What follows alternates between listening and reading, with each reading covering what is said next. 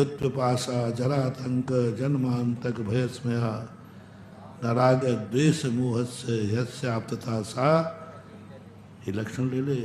ये रत्न साहब में पहले ही ना तो कोई धर्म की चर्चा, पूरे रत्न में ना आत्मा की चर्चा, ना कोई मोक्ष की चर्चा, कुछ नहीं। शुरुआत ही उन्होंने क्या की, यदि तुम्हें उत्तम धर्म समझना है तो पहले देव शास्त्र गुरु को समझो। सबसे शुरुआत में मैं उस धर्म को कहूँगा जो सबसे उत्तम होगा। ऐसे कहने के बाद ना सम्यक दर्शन की चर्चा, ना सम्यक ज्ञान की चर्चा, कुछ नहीं।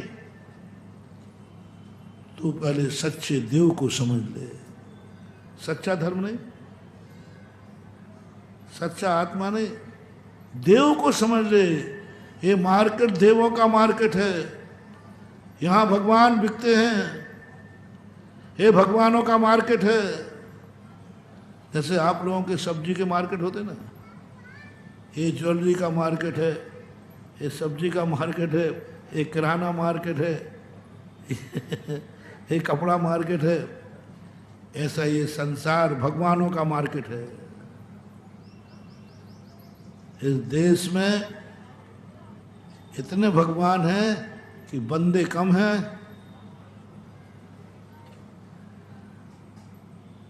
ये देश में तो ऐसे लोग हैं, कई बार तो स्वयं कह देते आई एम गॉड, मैं ही तो भगवान हूं, इसके अलावा कोई है ही नहीं।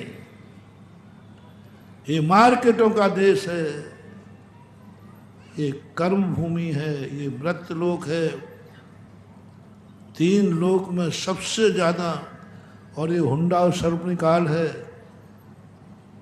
देवों में देवों का मार्केट नहीं होता, नारकियों में देवों का मार्केट नहीं होता, भोग भूमि में देवों का मार्केट नहीं होता, असंख्यात 24 उस सर्पणी में देवों का मार्केट नहीं होता। देव एक ही होता है, चाहे सम्यक दृष्टि हो, चाहे स्वर्गों में देवों का मार्केट नहीं है। वहाँ एक ही भगवान है, एक ही मंदिर है। चाहे सम्यक दृष्टि पूजेगा, चाहे दृष्टि में अंतर रहेगा, भगवान में अंतर, दृष्टि में अंतर रहेगा। एक कुल देवता मान के पूजेगा, एक आराध्य मान के पूजेगा, लेकिन पूजेगा एक को। पूरे स्वर्गों में गृहीत मिथ्यात्व नाम की चीज नहीं होती, अगृहीत मिथ्यात्व होता है। वहां एक ही देवता है, एक ही मंदिर है, एक ही भगवान है, एक ही स्वरूप है। पूजा पद्धति एक ही है, अभिषेक एक ही है, मंत्र एक ही है, साधना एक ही है, उपासना एक ही है, कोई अंतर नहीं। कोई नमोकार मंत्र के अलावा दूसरा मंत्र नहीं, जिनेंद्र के अलावा कोई देव नहीं। पूजा जिनेंद्र देव की पूजा, अभिषेक ही, सब एक ही। पूरा धार्मिक वातावरण जो अनुष्ठान रूप है चरणानुग का, वहां एक रूप होता है, वहां मार्केट नहीं होता देवों में। अगृहीत मिथ्या दृष्टि है, गृहीत मिथ्या दृष्टि। गृहीत मिथ्या दृष्टि षड अनायतन जहां होते हैं, देवों में षड अनायतन नहीं, नारकियों में नहीं है, त्रियंचों के बहुभाग में नहीं है। त्रियंचों में ज्यादातर अगृहीत मिथ्या दृष्टि होते हैं, कुचित कचातित गृहीत का भी बात आती है। और असंख्यात 24 यहां हो चुकी, तब भी यहां पर देवों का मार्केट नहीं था। ऋषभ देव के पहले अनंत 24 हो गई, उसमें असंख्यात 24 के बाद हुंडा और सर्पणी काल आता है,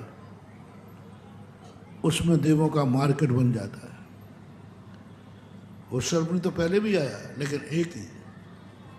हुंडा और सर्पणी के पहले इस मृत लोक में भी एक ही देवता था, एक ही भगवान, एक ही मंदिर, एक ही पूजा।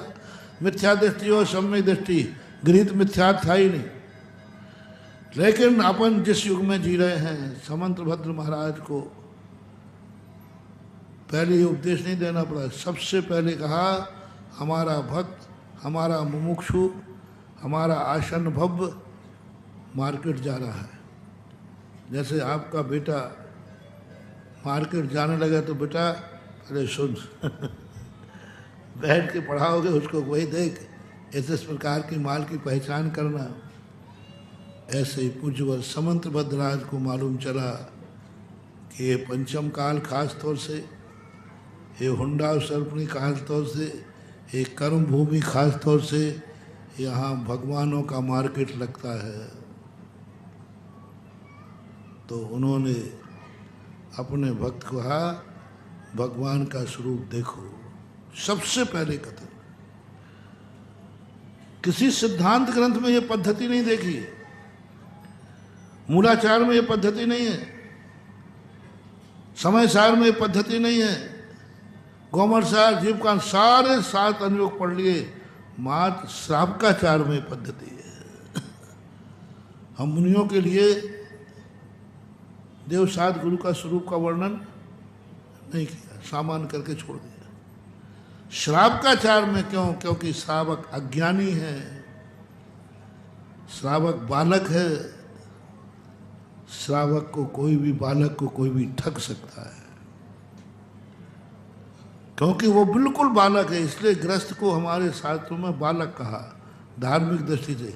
इसे कोई भी ठग सकता है, ये किसी भी दुकान पर जा सकता है, एक चॉकलेट के पीछे बालक किसी के भी पीछे दौड़ सकता है। आप लोगों से सुना करता हूँ, किसी बच्चे का अपहरण हुआ, कैसे हुआ? एक चॉकलेट दिखा दी, बच्चा उसके पीछे चला गया। एक बिस्कुट दिला दिया, बच्चा उसके पीछे, थोड़ा सा प्यार से बोल दिया, अंकल हो गया। बच्चे का अंकल बनना एक चॉकलेट का काम है। एक चॉकलेट दिखा दिए, बच्चा क्या बोल देगा? अंकल, चाचा जी बन गए, हो गए काम, उनके साथ खेलने लग जाएगा। ये बात सही है कि नहीं? एक बार और बोल दो, एक बार और बोल दो। ये सब तुम्हारी कहानी कह रहा हूँ। जय हिंद दोस्तों, अगर आपको मेरी वीडियो अच्छी लगती है तो प्लीज़ मेरे चैनल को लाइक, शेयर, सब्सक्राइब करिए और इसी तरह से अपना प्यार देते रहिए। धन्यवाद।